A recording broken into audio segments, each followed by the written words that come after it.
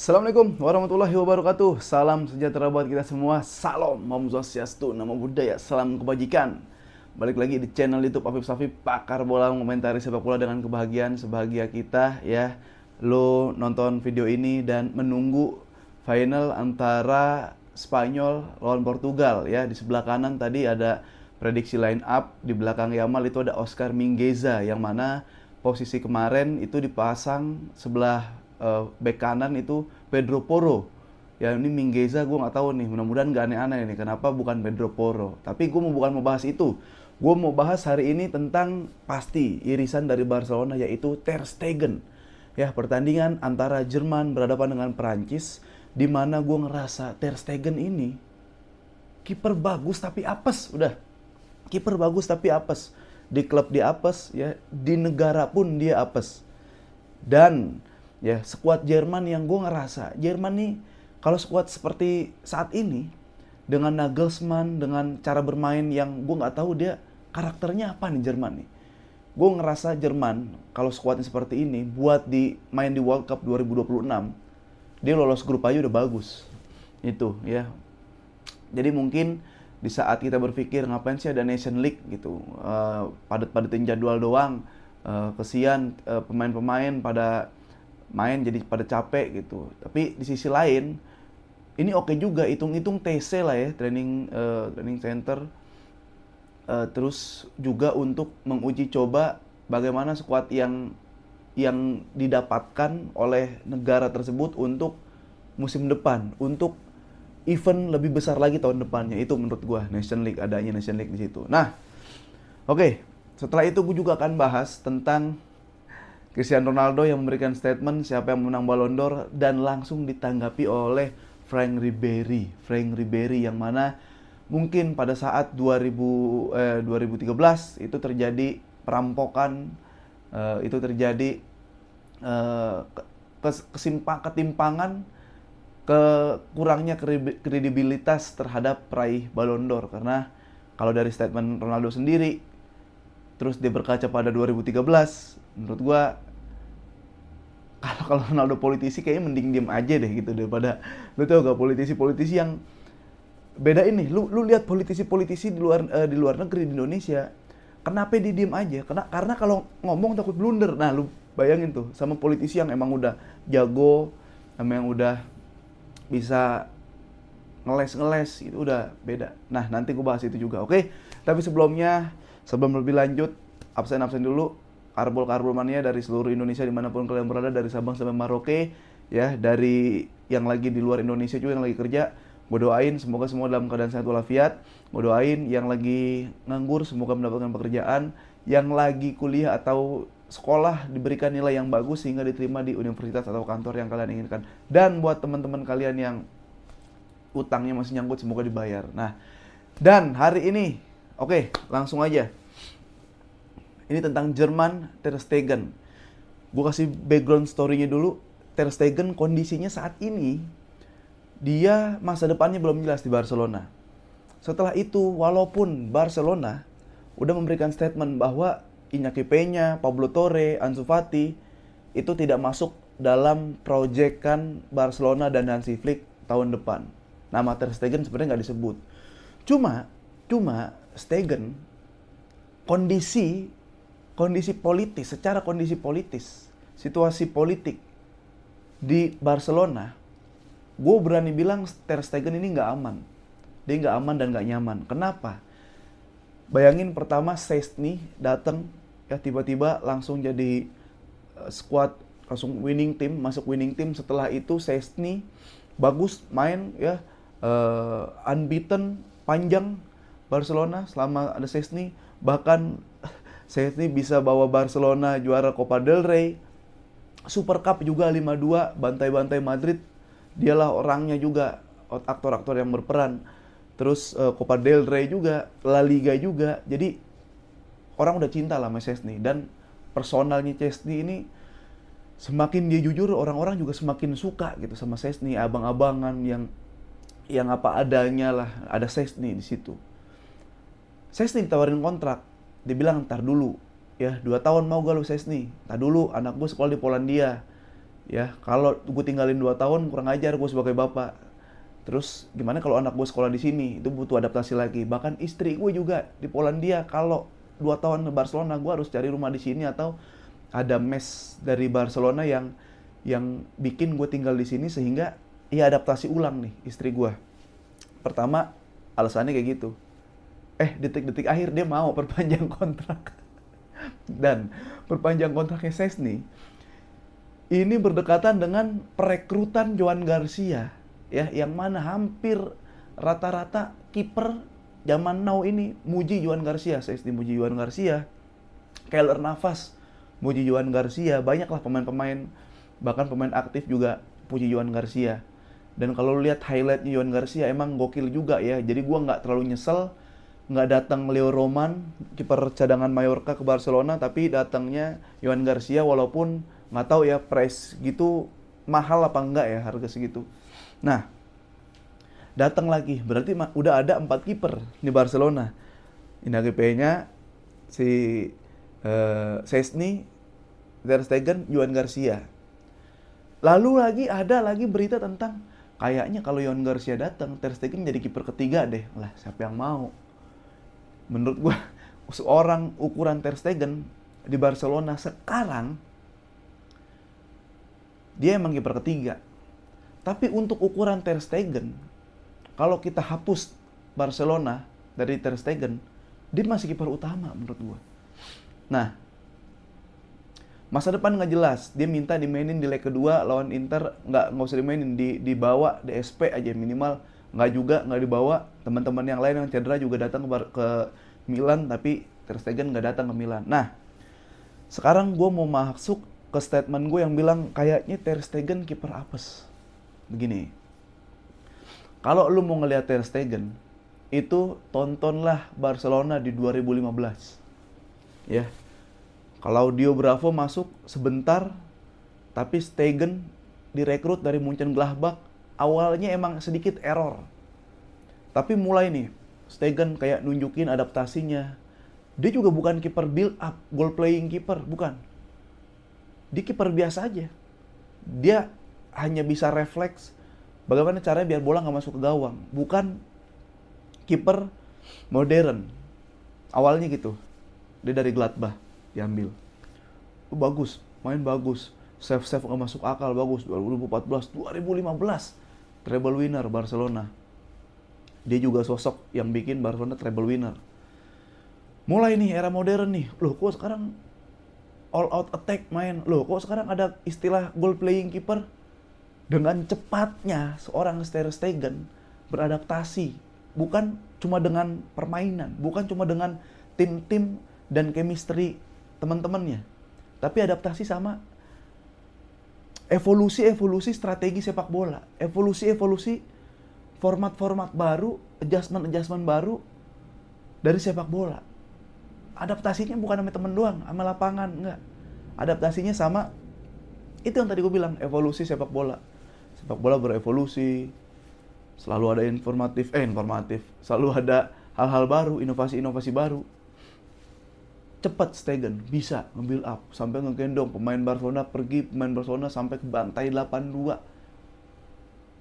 Nah, sekali lagi gue katakan, sejago-jagonya kiper, sebagus-bagusnya refleks kiper, setepat-tepatnya positioning kiper, main di Barcelona, high defensive line, all out attack, high press, ya, offside trap. Bohong kalau nggak kebobolan banyak dalam satu musim. Lo bisa clean sheet dalam 1, 2, 3 match. Tapi kalau ketemu antitesis, lawan yang udah punya antitesis lo, kebobolan banyak. Menang kalah belakangan, kebobolan banyak. Lo taruh Yann Sommer, siapa yang paling jago sih? Sebut deh kiper paling jago. Yann Sommer dibilang, oh jago banget tuh, kalau nggak ada Yann Sommer nggak masuk final. Iya, di final jadi apa itu orang, kebobolan 5. Kenapa? Karena kebuka mainnya. Kenapa Oblak jago? Kenapa Peter Cech jago waktu Chelsea juara? Dia main low block. Rangkapnya banyak nih kalau mau berhadapan sama kiper. Istilahnya kiper tuh benar-benar jadi raja terakhir. Lewatin dulu pion, lu makan dulu pion, lu makan dulu kuda, lu makan dulu kuncung, lu makan dulu benteng, lu makan dulu menteri. Baru ketemu raja. Barcelona semuanya di depan. Serangan balik 1 lawan 1. Nah, terlepas dari cara bermain Barcelona yang bikin kiper kebobolan banyak, yang ternyata juga Szczęsny, ada yang bilang ternyata Szczęsny nggak sebegitunya ya, karena terakhir-akhir kan kebobolan banyak, di hat-trickin siapapun. Terlepas dari itu, memang ada beberapa yang bikin mungkin fans Barcelona benci sama Stegen, yang kayak belum ditendang udah jatuh, nomproknya merem, mati langkah, bola yang seharusnya, bola passing seharusnya bisa diantisipasi, dia nggak bisa. Nah itulah. Cuma kan lu bayangin bro, ini kiper lagi bagus, kiper refleks biasa, adaptasi jadi goal playing kiper, adaptasi lagi sama cara main yang gue rasa pelatih-pelatih lain nggak seberani Hansi Flick, si high risk football gue namain. Nah itu, di saat dia jago 2015, kenapa gue bilang apes? Dia jago di 2015. Jerman masih ada Neuer, Manuel Neuer. Bahkan gue lupa lagi, Jerman tuh juara World Cup tuh tahun berapa ya? 2014 kayak, 2010 Spanyol, 2014. Jerman juara World Cup. Kalau di saat Jerman juara World Cup, ya, dengan kedalaman skuad, materi pemain yang seperti itu, kipernya Ter Stegen aja dapat dia World Cup. Ya Neuer gila juga, cuma gini, ada kiper 2014 benar juara. Ada kiper yang ketolong momentum. Gimana ya jelasin kiper ketolong momentum ya? Ada kiper yang momentumnya tuh bagus mulu. Contoh siapa? Iker Casillas deh. Lu tahu seberuntung apa Casillas masuk ke Spanyol? Saat itu kan Canizares jago banget, Canizares jago banget. Tiba-tiba dia lagi nyukur jenggot, ya. Terus kekencengan, berdarah, infeksi, nggak bisa main. Masuklah Casillas. Langsung jago. Nah, jadi ini kiper jago yang alam semesta tuh mendukung.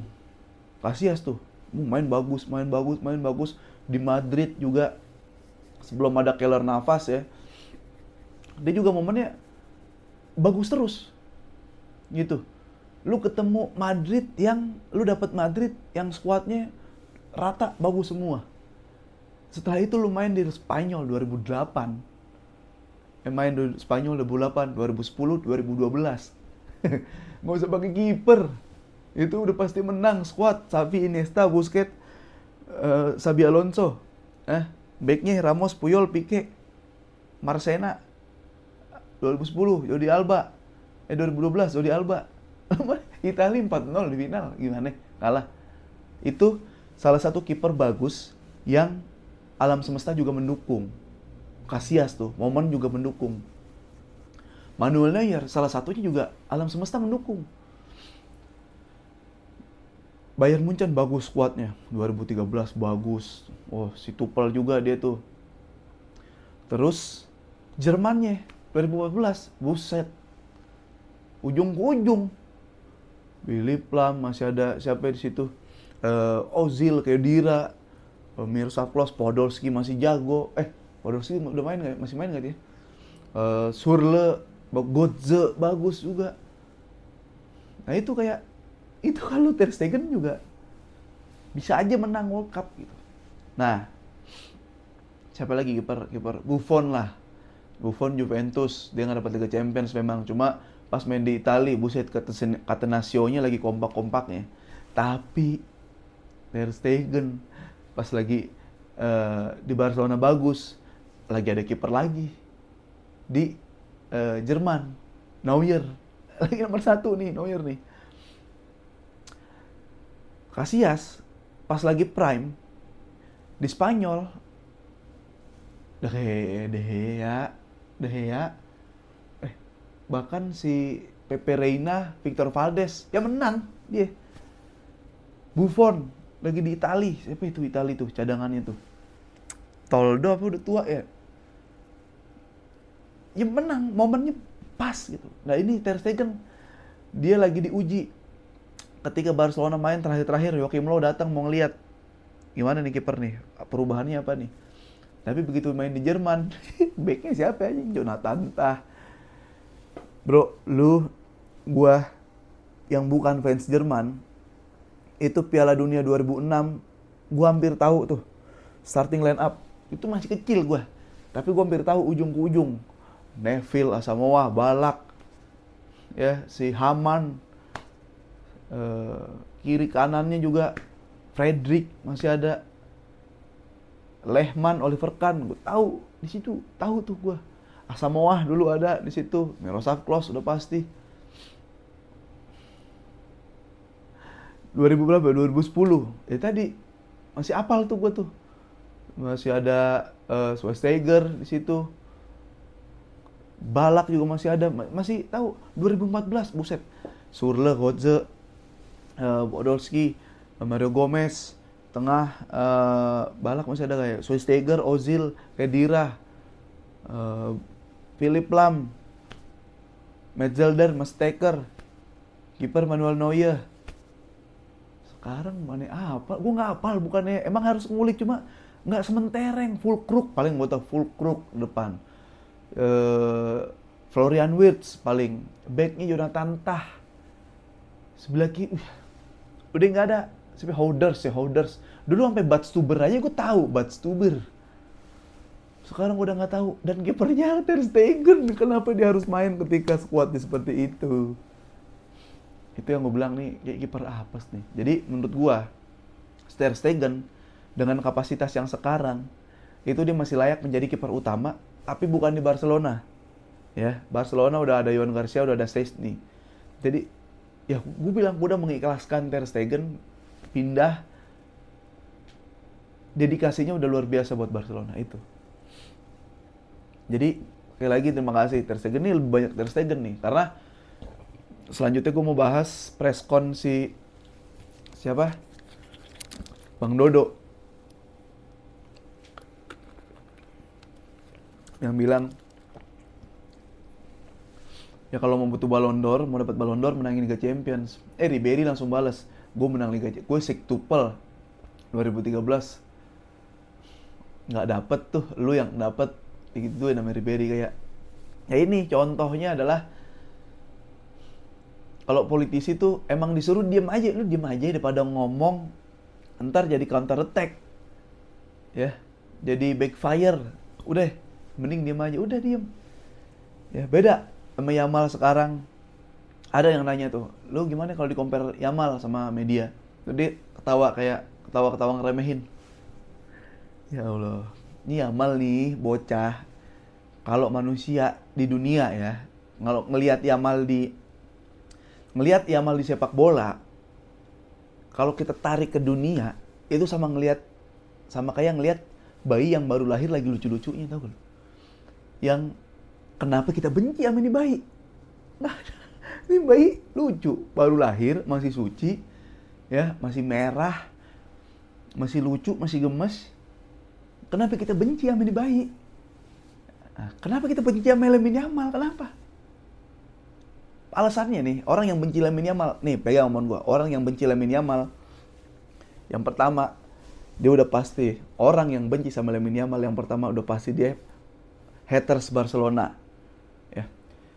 Berikutnya adalah dia bukan blog sepak bola indah, dia bukan blog pecinta sepak bola indah. Ya, ini blog Madrid, blog MU, ya yang fansnya Garnacho, blog sepak bola pragmatis, blog yang penting trofi, blog udah segitu dulu. Yang kedua, yang ketiga, orang yang benci Yamal adalah orang yang timnya ini nggak ada Yamalnya. Jagoan-jagoannya dikalahin sama Yamal. Sampai jagoannya kalah pun ngebandingin sama pemain-pemain lain. Yang penting bukan Yamal yang paling bagus. Itu. Dan ini orang nonton bola, nggak nonton full, tapi nonton dari TikTok. Cuplikan-cuplikan, highlight di TikTok, diceritain temen, kena framing hoax di media-media yang nggak kredibel. Ini orangnya. Ya. Yang pertama, yang nggak suka Yamal, haters Barcelona. Yang kedua, dia blog sepak bola pragmatis ya, non sepak bola indah. MU, Madrid, ya liga-liga bertahan lah. Ya kalau ini Inggris, kalau apa negara Inggris, Portugal, ya bukan Argen, Spanyol, bukan. Berikutnya orang yang jagoannya kalah sama Yamal. Udah terima aja itu. Jagoannya kalah sama Yamal, ada jagoan lain, dia pindah jagoan, tetap kalah, pindah jagoan, tetap kalah, pindah jagoan, kalah, klubnya dibantai. Udah nonton bola dari TikTok, diceritain temen, nggak nonton full live score, menang dapat trofi, seneng ngata-ngatain orang, itu. Udah. Apa salahnya Yamal sih? Jadi gue bilang Yamal di sepak bola, kalau di dunia itu adalah bayi yang baru lahir, lagi lucu-lucunya, lagi kayak kan kalau bisa jangan sampai sakit nih bayi nih, kita lindungin, lagi enak banget wangi minyak telurnya, lucu banget, coba lihatlah tangannya. Tapi nih bayi udah bisa break dance, nih bayi udah bisa berpikir, visinya nih udah visioner banget, udah jauh banget cara mikirnya, udah berkelas itu. Jadi menurut gua kalau lu cinta sama sepak bola, lu nggak benci sama Lamine Yamal, tapi itu terserah. Gua nggak ada keharusan, nggak usah. Ya Ballon d'Or buat siapa? Ambil Dembele biar nggak berisik, ambil Yamal, iya terserah kata lu. Yang kayak gitu sebenarnya bukan didebatin, tapi tinggalin aja, oke? Nah itu dia. Nanti kita balik lagi di video Spanyol berhadapan dengan Portugal ya. Gua prediksiin, susah prediksi nih. Tapi gue ngerasa kalaupun Portugal kalah di match ini, tetap Portugal adalah favorit juara World Cup 2026 dengan skuad, materi, kedalaman skuad, materi pemain. Dia favorit juara World Cup 2026. Itu aja dari gua, Afif Safi. Sampai ketemu lagi. Jangan lupa nonton Dance TV karena gua host di situ dan ada bintang tamu Famos.